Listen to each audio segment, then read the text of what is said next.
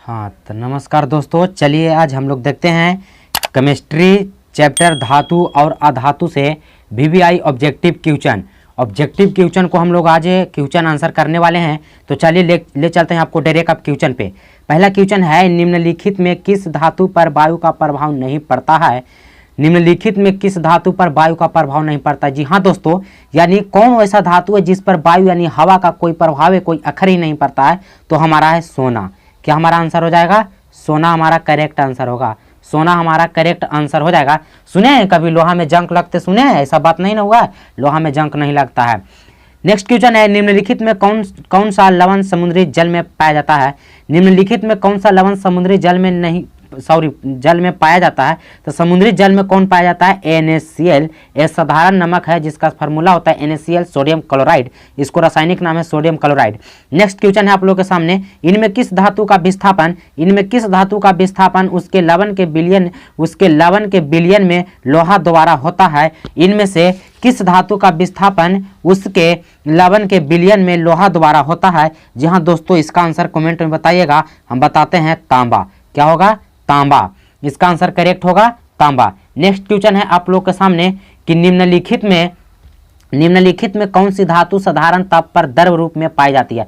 यानी कौन सा ऐसा धातु है जो द्रव अवस्था में पाया जाता है। तो हमारा पारा। कौन ऐसा धातु है जो द्रव अवस्था में पाया जाता है? पारा, जिसका दूसरा नाम है मरकरी। इसका सांकेतिक नाम होता है Hg और इसका परमाणु संख्या होता है 80। जी हाँ दोस्तों, साथ में वो बात याद रखेगा। इसका सांकेतिक नाम Hg है, परमाणु संख्या 80 होता है। यह साधारण ताप पर द्रव रूप में पाई जाती है। हमारा ऐसा धातु है, ऐसा हमारा धातु है। नेक्स्ट क्वेश्चन है, निम्नलिखित में कौन विद्युत का सुचालक है। निम्नलिखित में कौन विद्युत का सुचालक है। यानी विद्युत का सुचालक कौन है, यानी जिनसे होकर विद्युत धारा का प्रवाह होता है, जिन पदार्थ से होकर विद्युत धारा का प्रवाह होता है उसे हम विद्युत का सुचालक कहते हैं। तो दोस्तों इसका ऑप्शन हमारा डी सही होगा, यानी घ सही होगा। ग्रेफाइट है जो विद्युत का सुचालक है। नेक्स्ट क्वेश्चन है दोस्तों आप लोग के सामने कि क्रियाशीलता श्रेणी में हाइड्रोजन के नीचे आने वाली धातुएं। क्रियाशीलता श्रेणी में हाइड्रोजन के नीचे आने वाली धातुएं, क्रियाशीलता श्रेणी में जो हाइड्रोजन के नीचे आने वाली धातुएं हैं वो बताइए। अम्लों से अभिक्रिया कर हाइड्रोजन आयन देता है, अम्लों से अभिक्रिया कर हाइड्रोजन गैस बनाती है, जल के साथ साधारण ताप पर ही अभिक्रिया करती है। इनमें से कोई नहीं। तो जी दोस्तों इसका आंसर कमेंट में बताइए। इनमें से कोई नहीं होगा। इसका आंसर इनमें से कोई नहीं होगा। इसमें कोई बातें वैसा नहीं है जो क्वेश्चन से रिलेटेड है। नेक्स्ट क्वेश्चन है, निम्नलिखित में कौन सी धातु अम्लराज के अलावे किसी अन्य अम्ल में नहीं घुलती है। यानी निम्नलिखित में कौन सी धातु है जो अम्लराज के सिवा और कोई भी चीज में नहीं घुलती है। तो बताइए कौन सी ऐसा धातु हो जाएगा दोस्तों, बताइए। इसका आंसर कमेंट बॉक्स में आप लोग भी लिखते चलिए।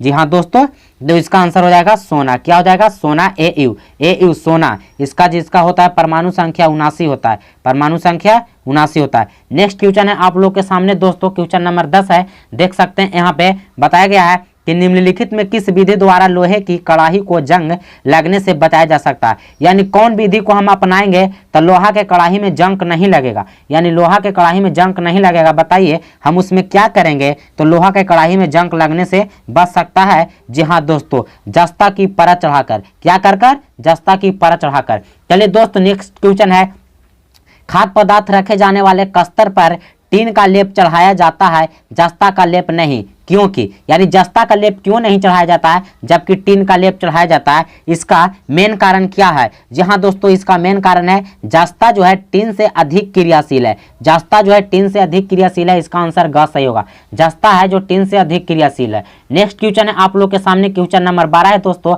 कहा गया है सोडियम और क्लोरीन के बीच अभिक्रिया होने पर, जब सोडियम और क्लोरीन आपस में अभिक्रिया करता है तो क्या करता है? सोडियम परमाणु 1 इलेक्ट्रॉन प्राप्त करता है? नहीं, गलत है। सोडियम परमाणु 1 इलेक्ट्रॉन खोकर धनायन बनाता है, क्लोरीन परमाणु 1 इलेक्ट्रॉन खोता है, सहसंयोजक यौगिक बनाता है। तो दोस्तों बताइए इसका ऑप्शन खास सही होगा। सोडियम परमाणु 1 इलेक्ट्रॉन खोकर धन आयन बना लेता है। क्या बना लेता है? सोडियम परमाणु 1 इलेक्ट्रॉन खो करके कोची बना लेता है? धन आयन बना लेता है। चलिए दोस्त अब क्वेश्चन नंबर आप लोग को 13 पर ले चलते हैं। क्या कह रहा है? क्वेश्चन नंबर 13 का है दोस्तों कि निम्नलिखित में 2 इलेक्ट्रॉन खोकर आर्गन जैसा अस्थायी इलेक्ट्रॉनिक विन्यास प्राप्त करता है। यानी वह कौन सा ऐसा धातु है या धातु है जो 2 इलेक्ट्रॉन खो करके आर्गन जैसा ये अपना चेहरा भेष बना लेता है। तो तो बताइए इसका आंसर कमेंट बॉक्स में लिखिए। जी हाँ दोस्तों, एक कैल्शियम है। क्या होगा दोस्तों? कैल्शियम है, जो 2 इलेक्ट्रॉन खोकर आर्गन जैसा अपना अस्थायी इलेक्ट्रॉनिक विन्यास प्राप्त कर लेता है। नेक्स्ट क्वेश्चन देखिए आप लोग के सामने है, वह परमाणु जो अपने संयोजी इलेक्ट्रॉन का त्याग आसानी से कर देता है कहलाता है। वह परमाणु जो संयोजी इलेक्ट्रॉन का त्याग करता है वह विद्युत धनात्मकता कहलाता है। कौन सी कहलाता है? विद्युत धनात्मकता कहलाता है, यानी विद्युत कहलाता है, विद्युत धनात्मक कहलाता है, विद्युत धनात्मक। और जो इलेक्ट्रॉन लेता है, ग्रहण करता है, वो विद्युत ऋणात्मक होता है। जो इलेक्ट्रॉन ले लेता है वो विद्युत ऋणात्मक होता है। चलिए दोस्त, नेक्स्ट क्वेश्चन आप लोग के सामने ला रहा हूं। नेक्स्ट है दोस्तों 15 नंबर क्वेश्चन, तत्व ए का इलेक्ट्रॉनिक विन्यास 286 और तत्व बी का इलेक्ट्रॉनिक विन्यास 2881 है। ए और बी संयोग से बने यौगिक की प्रवृत्ति होगी। यानी कि 2 तत्व दिया गया है, एक का नाम ए रखा गया है, एक का नाम बी रखा गया है। तो आप लोगों से पूछा जा रहा है कि बताइए ए और बी आपस में संयोग करके जो भी यौगिक बनाएगा उसका प्रवृत्ति कैसा होगा, उसका प्रवृत्ति कैसा होगा। जी हाँ दोस्तों, तो ए आयनिक होगा। क्या होगा दोस्तों? आयनिक होगा। कैसा होगा उसका प्रवृत्ति? आयनिक होगा। नेक्स्ट क्वेश्चन है आप लोग के सामने दोस्तों 16 नंबर कि निम्नलिखित में कौन आयनिक यौगिक है? निम्नलिखित में कौन है जो आयनिक यौगिक है? दोस्तों मैं एक बात बता देता हूं, आयनिक यौगिक वही होता है जिसके साथ एक धातु मिला हो। इसका आंसर ग सही होगा, यानी सी। जिसके साथ एक धातु मिला होता है और एक अधातु रहता है वही आयनिक यौगिक होता है। इसमें देख रहे हैं कि तीनों अधातु है, कार्बन क्लोरीन दोनों अधातु है। ये देखिए कार्बन ऑक्सीजन ये दोनों अधातु है, तो इसीलिए इसमें पोटासियम है जो एक धातु है, क्लोरीन जो एक अधातु है।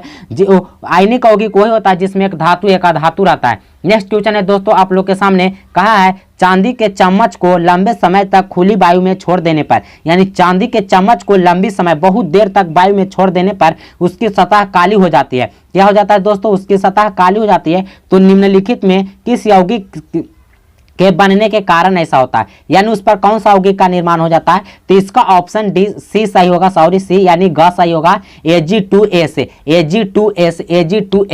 नेक्स्ट क्वेश्चन है आप लोग के सामने दोस्तों, कहा गया है कि ए और बी परमाणुओं के संयोग से आयनिक बंधन तब बनता है जब ए और बी दोनों इलेक्ट्रॉन प्राप्त करता है, ए और बी दोनों इलेक्ट्रॉन का त्याग करता है, ए धातु और बी अधातु हो, ए और बी दोनों धातु हो। जी हाँ दोस्तों, इसका आंसर आप लोग कमेंट बॉक्स में बताइए। जी बताएं कि आयनिक यौगिक तभी बनता है जिसमें एक धातु होता है और एक अधातु होता है। तो इस हिसाब से इसका आंसर सी करेक्ट हो जाएगा, यानी कि ए धातु और बी अधातु रहेगा तब। नेक्स्ट क्वेश्चन है आप लोग के सामने, निम्नलिखित में पीतल किसका उदाहरण है? जी हाँ दोस्तों, पूछा कि पीतल क्या है, बहुत वीवीआई क्वेश्चन है। पीतल किसका उदाहरण है? पीतल बताइए धातु है कि अधातु है कि मिश्र धातु की यौगिक है? जी हाँ दोस्तों, ए मिश्र धातु है। पीतल का है मिश्र धातु, जो कोची से मिलकर बनता है, कॉपर प्लस जस्ता, यानी कॉपर प्लस जस्ता, तांबा प्लस जस्ता से मिलकर के क्या बनता है? पीतल बनता है, जिसमें तांबा रहता है 80% और जस्ता रहता है 20%। साथ साथ में वो बात याद रखिएगा दोस्त। जय हिंद जय भारत। चलिए इसी के साथ ही वीडियो को करते हैं समाप्त।